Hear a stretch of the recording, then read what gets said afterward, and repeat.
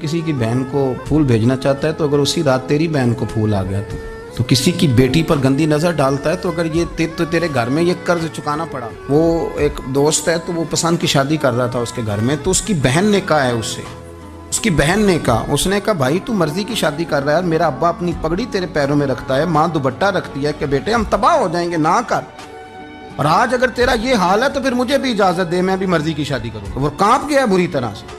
वो कहता है ये तू क्या कर रही है? उसने कहा तू तेरे लिए अगर ये जायज़ है तो मेरे लिए कैसे मना हो गया? तो ये कोई मुहज़्ज़ब कौमें नहीं जो ऐसे करती हैं, ये कोई तालीम याफ्ता होने की या गोरा चिट्टा होने की अलामत। क्या आप किसी को फूल भेजेंगे, शर्म नहीं आती? मुहज़्ज़ब कौम और शरीफ लोग कौन होते हैं? मेरे नबी करीम अलैहिस्सलाम ने फरमाया अल हयाउ मिनल ईमान, हया तो ईमान का हिस्सा है। अगर तेरी नज़र ज़्यादा झुकी हुई है तो ज़्यादा हया वाला है।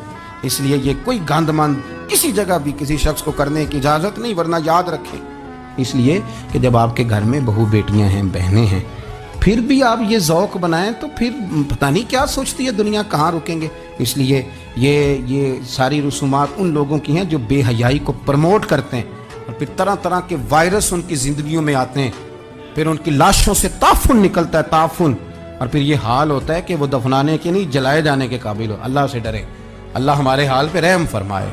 इसलिए कोई ऐसी गलत हरकत नहीं करें, बच्चों पर नज़र रखें। अल्लाह हमें समझने की तौफीक अता फरमाए।